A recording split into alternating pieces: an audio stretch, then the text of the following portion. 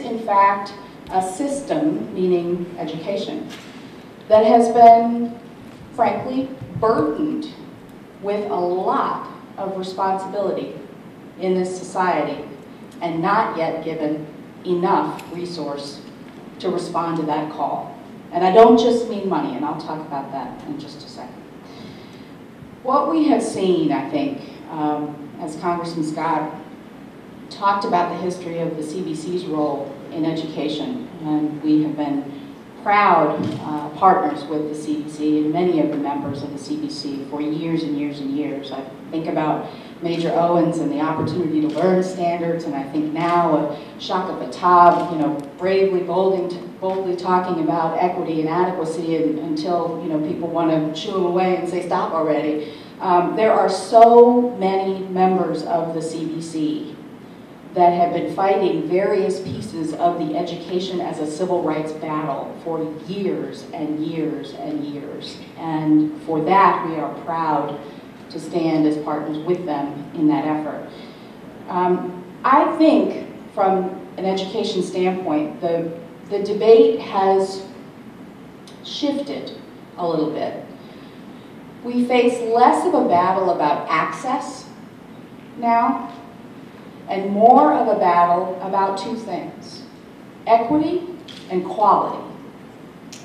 And those two things must exist together, because if you can't ensure a quality system that is also equitable, that everybody is receiving the same opportunities, the same access to resources, everybody gets an opportunity for after-school programs, everybody gets an opportunity for early learning, everybody gets qualified staff, everybody gets access to school nurses, everybody gets access to a safe community and safe streets and safe schools and all of the technological advances that our society has seen. If we are not doing more, and I see my friend Roberto over here, from the federal level to frankly use the leverage of the federal government as a civil rights enforcement mechanism to ensure that our states and our local communities are not taking a long, hard look at the fact that we still do have two separate systems of education in this country, I think we're missing a huge opportunity from the federal level. There are still haves and have-nots in this country. There are still school systems that are educating children in closets because they don't have enough capital money to renovate and make school buildings accessible and frankly adequate, just barely adequate. There are places where the churn of the workforce is simply unacceptable. New teachers being thrown into circumstances in schools where they have little access to mentors, poor professional development, poor support from strong educational leaders in the school buildings. It's no wonder why we have a churn in the workforce in most often places where kids need the most help. I'm very proud of my President Dennis Van Rokel, and certainly my former President Reg Weaver, for pushing the envelope about what it means to provide a great public school to every student. That is our mission at the NEA. That's what we're about. We spend millions of dollars on professional development for our members. We spend millions of dollars. We've got a new Priority Schools campaign. I hope you pick up the literature outside. That we have said to the community in this country, it's partly our responsibility as educators to help figure out the solutions to turn around struggling schools. It's our responsibility because we are the closest to the children. We know what they need. They show up in classrooms every day. We know who's abused. We know who's neglected. We know who's hungry. We know who doesn't have health care. We know it all. And so it is our responsibility to come forward to school boards and superintendents and Congress and every level of government that we possibly have entree to say we know what works for kids. There are no silver bullets. There are no amount, and my mama told me to speak directly, so I'm going to speak directly, okay? I hope I don't offend anybody. There are no silver bullets in the issue of education reform. There are lots of people who will tell you that there are silver bullets. There will be people who will proffer simplistic solutions, like if we just had more charter schools, that would solve the problem. That's one solution for innovation. If it's done right, it's not the only solution. And if it's done wrong, as the studies show, it can actually be damaging. Right? Another set of the education debate is about, well, how do we ensure teacher quality? That's absolutely a critical question. I would actually expand the definition to include workforce quality, because I think every single adult in the school system and a school building impacts a child's learning. We also know that from research. So how do we ensure quality if we're not providing the kind of support for professional development, strong instructional leaders, meaning principals who actually know how children learn, meaning principals who actually know how instructional methods are to be delivered? How do we ensure teacher quality if we're going to castigate our workforce?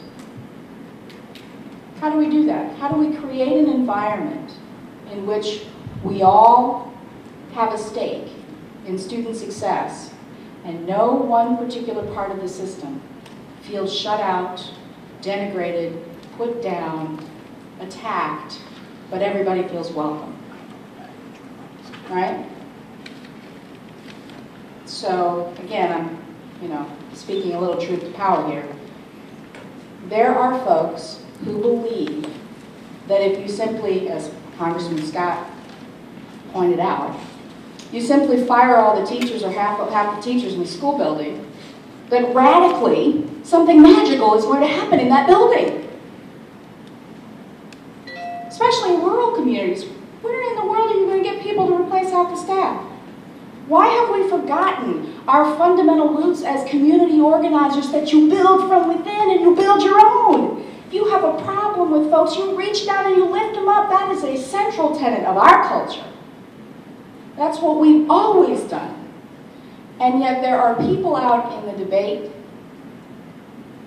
that would have you believe that blunt instruments and silver bullets will solve the problems. And they simply don't. There's nothing that will turn around a struggling school that doesn't require collaborative, hard work of all the adults in the system. The policymakers to give the resources, the adults to be the best professionals they possibly can at their craft, the parents to be engaged, the community to be engaged, and students, and I'm so glad that President Obama said in his back to school speech, really emphasized the fact that students have a role in this too. When a student sits down and colors in all C's on their, Scantron thing in a bubble test, that's something that needs to be caught by all of the adults in the school system. And that student needs to be challenged. But I'll tell you something. The adults in the system can't do that when you've got classrooms of 45 kids. There will be people falling through the cracks. It's just a fact. We've seen it happen. It almost happened to me. So when we stand and scream from the top of our lungs about resources, it's not about salaries for teachers. It's about effectuating teaching and learning conditions that will help students succeed and ultimately contribute to the fabric of our economy and our society. That is a proud part of our history. It will be a proud part of our legacy when people look back upon the centuries of work that the NEA has done. I would leave you with a couple of things. There are lots of things to say, but I obviously don't want to shut down the opportunity for questions. I could talk for days on end about No Child Left Behind in the weeds, but I won't go there. I would actually challenge lawmakers to think bolder and bigger, rather than perpetuating an education reform debate that is narrow and laden with silver bullets. If you think about the struggle of healthcare reform and the absolutely Herculean effort that it took to get that bill through Congress, through the leadership of President Obama and Speaker Pelosi and Majority Leader Reid, I would actually say to you, we were interested in reforming the whole healthcare industry and system. I think we took a huge, momentous step toward that. If the same corollary conversation is taking place about how we transform public education, why aren't we thinking bigger and bolder? Why aren't we thinking about a multi-jurisdictional committee bill that talks about our tax code, and talks about housing, and talks about employment training, and talks about early childhood, and doesn't just talk about the school buildings? Why aren't we thinking that boldly and that broadly? Is it just because the committee chairmen don't want to play nice together? I don't think so. I think it's because we've been too narrow. And I think we've allowed ourselves to fall into a rhetorical trap that says that if we just move one bill through the Help Committee, and no disrespect to Senator Harkin, who's been a longtime champion, or George Miller, or any of the Democratic champions that we've worked with, and many of our Republican friends, frankly, that we've worked with, if we just allow ourselves to think about this in an isolated, single committee, one bill kind of approach, we are never going to achieve the kind of education transformation that we are so desperate to have in this country. So if I can leave folks with that we should be thinking bigger and bolder, that, when your colleagues in the CBC call you up and say, hey, get your friends to support my bill, answer the call. Answer the call. Don't say, well, it takes too much time. And when Bobby Scott calls you and says, support my graduation rate and go tell 5 friends, I hope you will. I hope you will. But I hope you'll also participate in an education debate that is bigger and bolder and broader and elevated, and that does not fall prey to silver bullet solution kind of talk, because we just won't get there with that kind of rhetoric. Thank you very much. Thank you very much. Good morning. Good morning. Let me begin by thanking you for the opportunity to join you. It's a real pleasure to be back here again this year at the CBC conference. I want to thank Congressman Scott for his steadfast leadership on these issues in Congress. He's been a real champion in making sure that our disconnected youth in particular have a voice, and that we forge a bold agenda forward to improve outcomes for them. And the CBC has just been a tremendous partner to our administration in really driving forward change and improving and strengthening educational opportunities for our young people. From the passage and the shepherding through of the Recovery Act just 19 months ago now, which delivered over $100 billion to our education system, from early childhood education all the way through higher education, to more recent work, and that's been referenced, to really save 160,000 educator jobs that have been on the line in this country, and to make sure that our teachers can stay in the classroom and continue helping to educate our way to a better economy. The CBC has been a tremendous partner in all of this work, and we're very grateful for their leadership. I also will mention the importance of the Higher Education Reconciliation Bill that moved along with healthcare earlier this year, and that we were very proud to work in hand with the CBC to deliver $1 billion to our nation's higher education institutions serving African American youth, our historically black colleges and universities, our predominantly black institutions, as well as an over $40 billion investment in the Pell Grant. This is a lifeline of opportunity for our low-income students to really realize their dream of higher education, and we're happy to put the Pell Grant on a sound trajectory to keep pace with inflation moving forward, and also to welcome hundreds of thousands of kids over the next 10 years into the program, and to offer that opportunity to more of our youth. So I know we're focused today on ESEA and on the Elementary and Secondary Education Act, and on our K-12 agenda on how we really improve and reshape that federal policy for our young people. I think it's also important for us to acknowledge, as the President has really charged us with, the importance of a cradle through career education agenda. We are racing to a goal of again leading the world with the highest proportion of college graduates by 2020 over the next decade. And attaining that goal does not only demand that we do better with higher education opportunity, it also demands that we start early, as David mentioned earlier, in early childhood education to improve opportunities and outcomes for our youngest kids before they reach the kindergarten door. We often labor at closing achievement gaps in the early grades and all the way through middle and high school. These achievement gaps are really opportunity gaps that begin early before children even reach kindergarten, and they manifest themselves in the form of school readiness gaps. We need a new national dialogue and a strong federal policy that really targets improving opportunities for our youngest kids.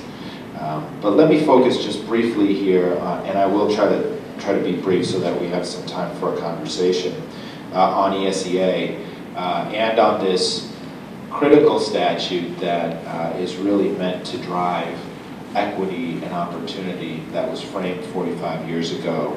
I think it's important to recognize that every opportunity that we have to reauthorize ESEA in Congress here at the federal level, to revisit ESEA, is another opportunity to galvanize the framing commitments there of opportunity, of equity, of really helping drive a federal statute that helps our neediest students, our most disadvantaged students.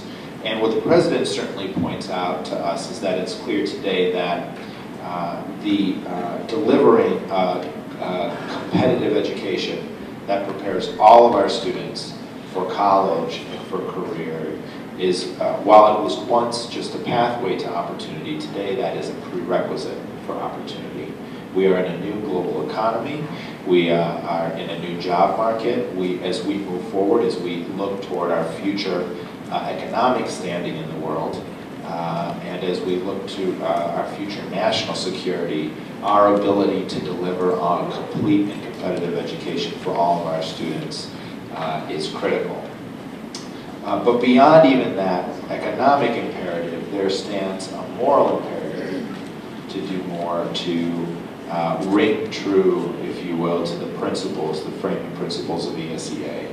And that is that this reauthorization of ESEA, of the No Child Left Behind Act, is really fundamentally a measure, again, of our foundational principles as a country, of fairness, of equity, of justice, of opportunity, and our measure as our strength of a democracy to be able to deliver on those goals for each and every one of our students. So in reframing ESEA and in approaching this reauthorization, our administration certainly has delivered a new reform blueprint and a new blueprint for change. But let me offer just a few thoughts as we move forward in this reauthorization.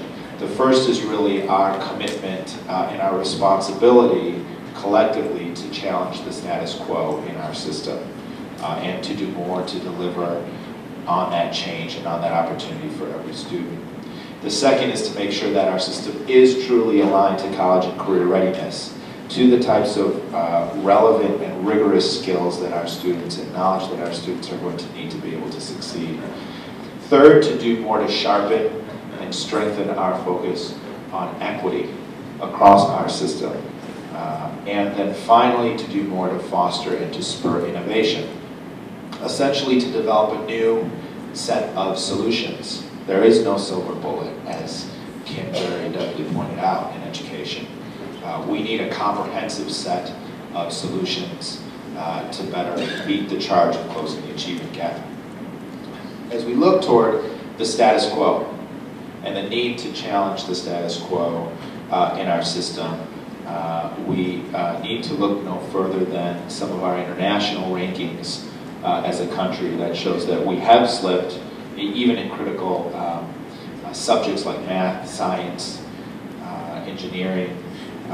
We've slipped to 21st to 25th in these critical subjects. This is something that the President talked about yesterday as he welcomed some corporate leaders to the White House to ask them to do more to really spur STEM education. But we also know that years after Brown v. Board and years after A Nation at Risk, we still have a persistent achievement gap where our African American students are still lagging in opportunity and in outcomes with respect to white students in subjects like reading. We have achievement gaps that amount to the high 20s, early 30s in terms of the number of points across the states. Districts like Charlotte, Mecklenburg, Jefferson County, other districts that have huge achievement gaps. They may be high performing, they may be innovative districts, but the level of opportunity provided to all students in those districts still is lacking. We know that we only have a quarter now of our African American youth that are really fully enrolled in a college preparation track in high school. And we know that we only have 1 in 25. This is just a new statistic that was released by the ACT that showed that among our African American youth, we only have about 1 in 25 that are meeting college readiness benchmarks, compared to about 1 in 3 for 1 in 3 white students. Our dropout rates, which is something that we talk about quite a bit here at the federal level, and something that really we've focused on, and members of Congress have focused on sharply. We have each year 200,000 African American students, 200,000 Latino students who enroll in their freshman year every year and who will not graduate. And as the congressman pointed out earlier, we know that we have a large share, over a third of our nation's dropouts that will end up in jail, in the prison system, in the juvenile justice system, rather than on a pathway toward college readiness and toward success. So there certainly is an imperative to do better. And as we look toward reframing ESEA, we are committed to a vision to do more to foster college and career readiness across the system.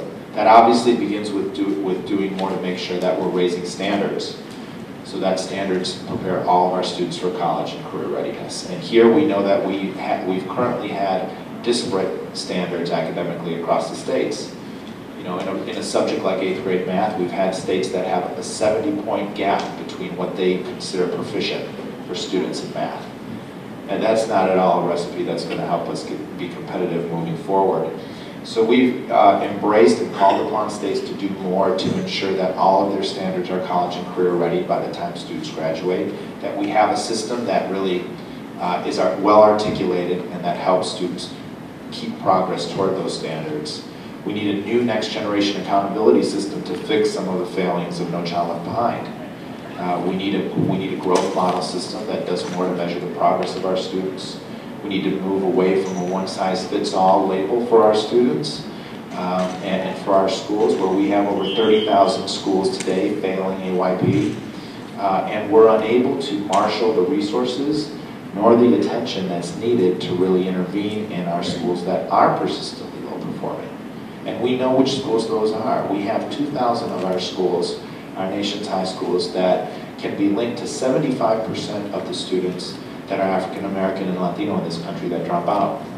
Those schools need serious attention. They need a serious, bold intervention to improve.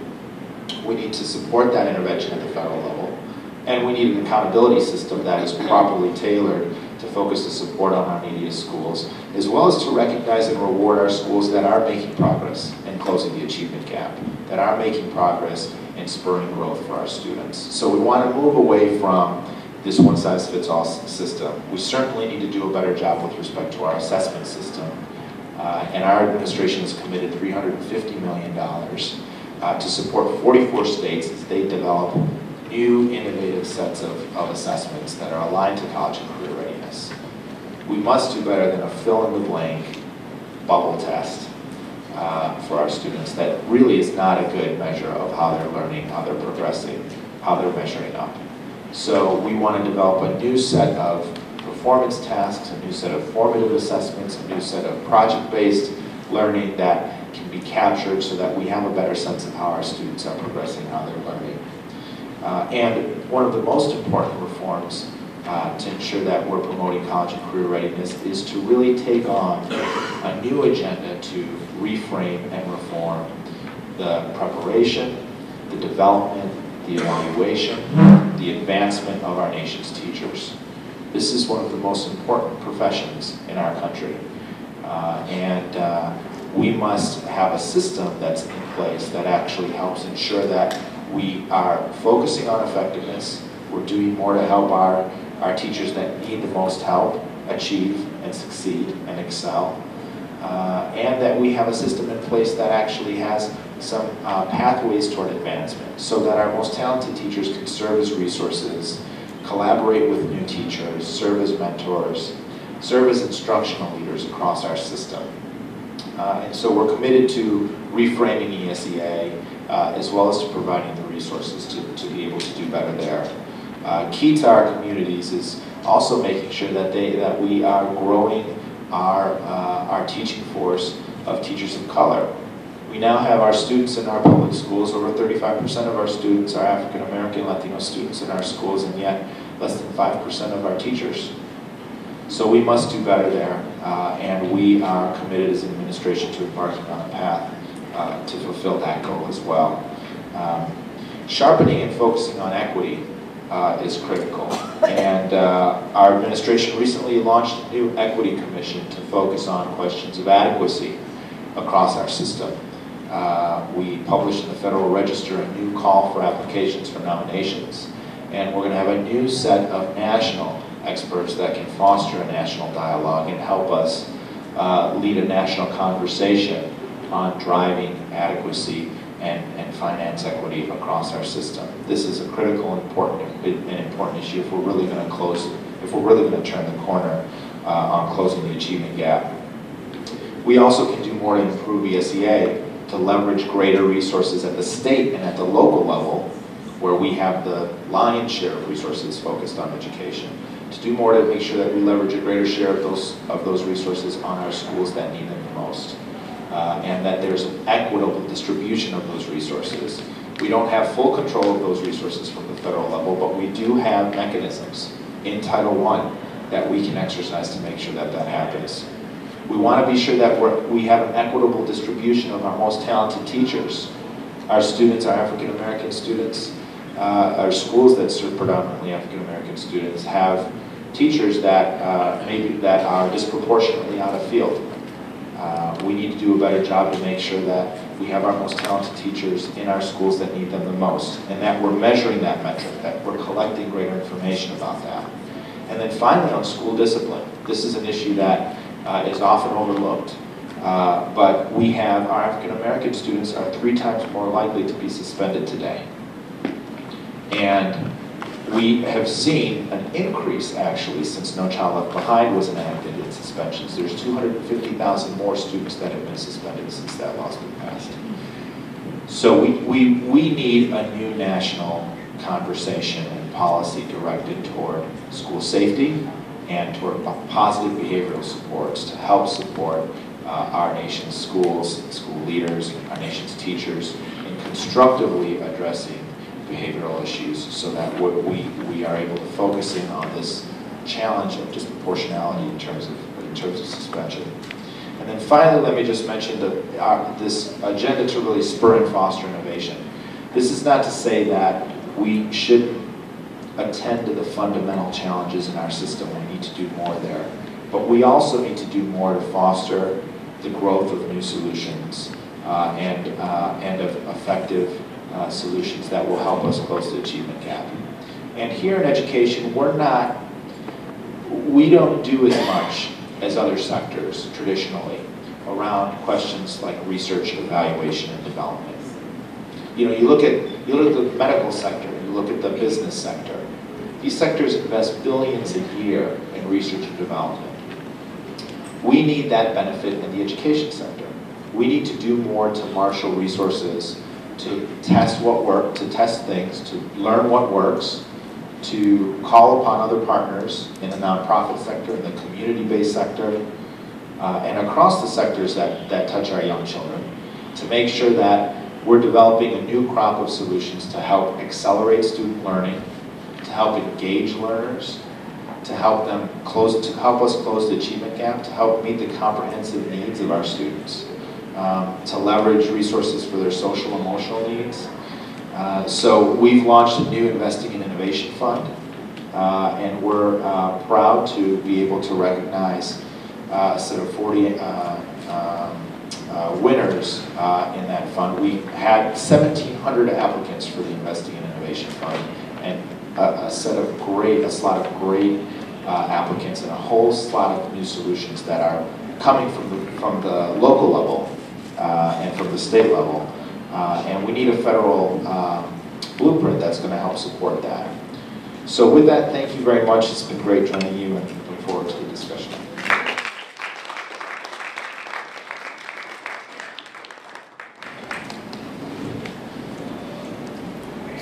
Thank you. Our next speaker will be Reginald Weaver.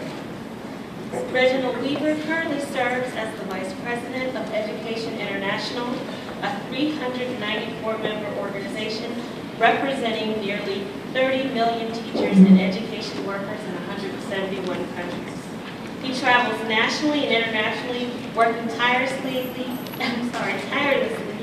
as an ambassador for public education and advocating for the basic rights of every student to attend a great public school. He was a middle school science teacher and a 30-year classroom veteran. He's been a lifelong advocate for quality public schools.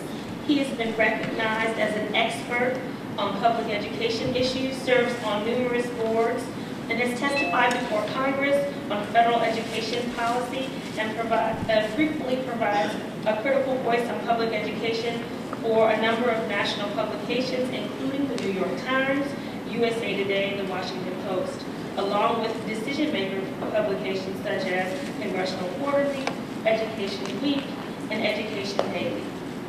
Welcome, Reg Weaver. Thank you. I would really like to,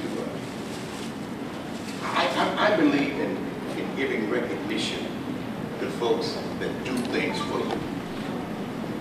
When I came into office as NEA president, No Child Left Behind had just been passed in the moment.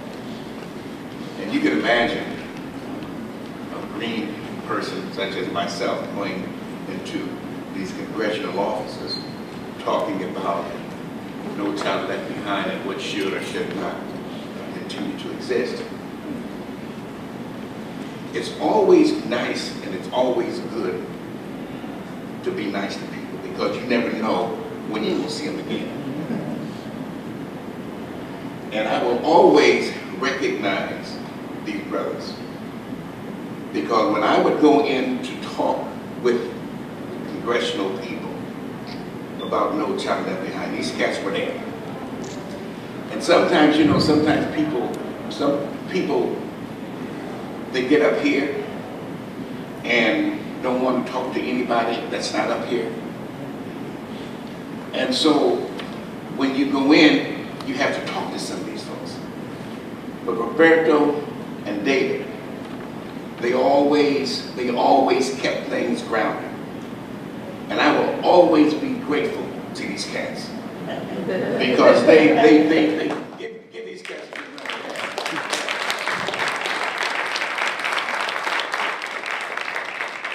And so when we talk about the Congressional Black Caucus, and we talk about class in session, you're right. The Congressional Black Caucus, they've been around for quite some period of time. And they have been conducting classes for a long time. And they've been doing a hell of a job. Just like many of our public schools. And many of the people who work in these schools are doing a hell of a job. But you know what? They don't get the recognition they deserve they don't get the pub that they deserve, and so nobody knows about them. And the same is true about the Black Caucus. The Congressional Black Caucus has done a heck of a job. But who is the Congressional Black Caucus? How long have they existed? Are they the only ones that serve? Got a test for you. It's not an ultra high stakes test. And the results will not depend on whether or not you are successful with one answer. But it will give you an idea of what you might need to know in order to be more accomplished and more successful. I want to give you 4 decades. And I want to see if you can match what goes in those decades. 1868 to 1890. 1960 to 1970. 1990 to 2000. And 2000 to 2010. If in fact your answer in the blank was, those are the decades where we had African American senators, you're absolutely correct. 1868 to 1880, we had 2 African American senators, Republicans from Mississippi. 1960 to 1970 decade, Republican, Edward Brooke from Massachusetts. So we've had 3 Republicans. Amazingly, the next decades, from 1990 to 2010, produced 3 Democratic senators. Guess where they were from? Illinois. So, since 1935, there has been only 4 Republicans elected and 1 independent. So you see, from 1868 all the way up to 1935, wasn't nothing but Republicans. Since 1935, there's only been 4 Republicans and 1 independent that's been elected. Edward Brooke out of Massachusetts, Melvin Edmonds out of the Virgin Islands, Gary Franks out of Connecticut, J.C. Watts out of Oklahoma, and Victor Frazier was the independent out of the Virgin Islands. Until 1920 and 1930 decade, all blacks that were elected were from southern states. North Carolina, South Carolina, Alabama, Georgia, Florida, Mississippi. And not until the 71st and 73rd Congress, 1929 and 1935, was a black elected from a state other than a southern state. And that person was a Republican, Oscar DePriest from Illinois, who was elected. The first one elected from a state other than a southern state. Most blacks were elected to Congress beginning with the 1960-1970 decade. There were fewer than 10 black members until the 91st Congress, which was 1969 and 1971. In the 98th Congress, 83 to 85, the number surpassed 20 for the first time. And then it jumped to 40 in the 103rd Congress, 1993 to 1995. Bobby Scott mentioned to you about Charlie Diggs wanting to form the Democratic Select Committee. But what Bobby didn't tell you was that when they tried to form, when they did form it, they tried to get a meeting with President Nixon. President Nixon said, no, I ain't meeting with you. So in '71, they formed the Congressional Black Caucus. They said, President Nixon, you ain't meeting with us. We're not going to attend your State of the Union address. So they boycotted the State of the Union address. And guess what? President Nixon said, my mama didn't raise no fool, so what did he do? He met with the Congressional Black Caucus. And then the Congressional Black Caucus, they started sponsoring national conferences in areas such as health and education and business and the media and politics. And the Congressional Foundation was formed in 1976, and they continue even today to sponsor programs under the leadership of some of the Congressional Black Caucus members and other supporters. And so you hear about the Voting Rights Act that they have supported. You hear about advocating for the Martin Luther King holiday. You hear about the Humphrey Hawkins bill. You hear about other things that they have done. But I can tell you firsthand that they were intricately involved with me and the National Education Association, because they recognized that support for education of students who were minority was extremely important. Nobody had to tell them that. They recognized that. They recognized that you needed good schools and you needed good staff. And they recognized, along with us, that anybody just can't go into your school and teach you. They knew that just because you had a bachelor's degree, passed a computerized check, and had a background check, that you were good to go into schools. They said, no, you got to be more than that.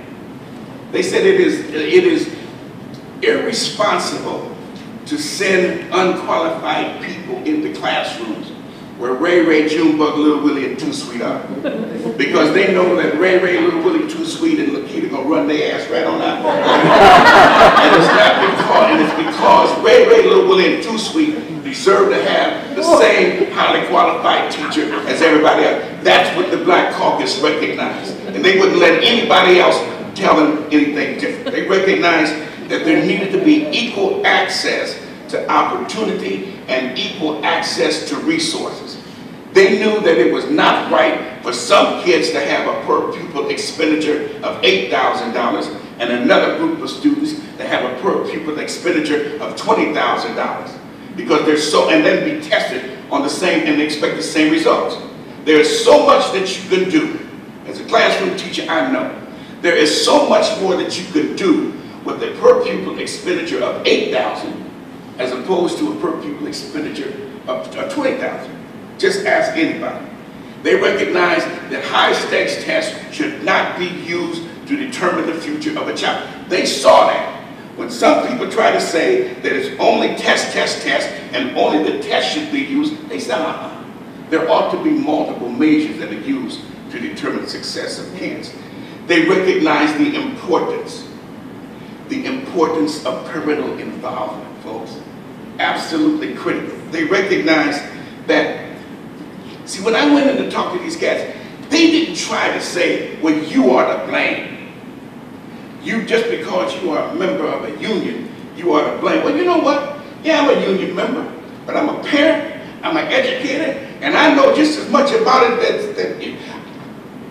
Some people are making decisions for us that haven't been in the classroom in 15,000 years. Yeah. Right? So as an educator, I know what's going on. It's okay. With the Black Caucus, they said it was okay to disagree, but it was not acceptable to become disengaged. And we never became disengaged. That's why their story needs to be told. And with the help of David, and with the help of Roberto, they did not allow these kinds of negative things to occur. They recognized also that vouchers are not the solution for the education of all kids. Oh yeah, for some, but not for all. And they also recognized that, you know, they like to accuse me because I'm a union member, Kim, or Cynthia, or Merwin, or any other union members. They like to accuse us of guardians of the status quo. Let me tell you something, folks. We've done more than what people want to give us credit for. The people who are trying to constantly put us down are not able to deliver their message to the public the way they want unless they tear us down. They can't do that without your allowance. So folks, don't allow it. Remember what Eleanor Roosevelt said. Nobody can make you feel inferior without your consent. So don't let people make you feel inferior. And then, a very important fact. They recognized that the priority schools that we're talking about, where are most of those priority schools? in areas where kids look like me. And you cannot successfully engage or work to have a program in an area and communities that look like me without having folks work in those places and develop those strategies with people who look like me. They recognize that, folks. And so I say all of this to say that on the international level, much of what we do here passes over across the sea. But one thing, and I'm going to say, I remember going into some classrooms in Ghana. And I walked into a classroom, about 50, 55 kids. And I walked in and these kids jumped up, "Welcome, sir." Yes. I said, "What?" I said, "Let me walk out and see if they'll do this again." So I walked out, they jumped up, "Thank you, sir." I said, "Damn." And so I walked back out and came back in. And they did the same thing, "Welcome, sir." And then I went to Chile. They were experiencing in Chile some very, very negative aspects of legislation that was very similar to No Child Left Behind. It wasn't the adults that took to the streets. It was the kids. Can you imagine what would happen with our kids? And can you imagine what would happen if, in fact, when we as adults walked into a school and walked into a classroom, the young people would respect us and say, "Welcome, sir," "Welcome, ma'am." Or if, in fact, there are negative pieces of legislation that adults are fearful of speaking out against, that the kids would do something about it. And so that caused me to recognize that we're talking about something that's global. We're talking about a global importance of education, because it is the global aspect that makes it possible for all of us to have a world peace, or regional peace, or religious harmony, or cultural understanding, or economic development toward the eradication of poverty and ushering in economic development. All of these things, folks, are dependent on having a quality public education. And I thank the Congressional Black Caucus for continuing to allow those things to occur. Thank you.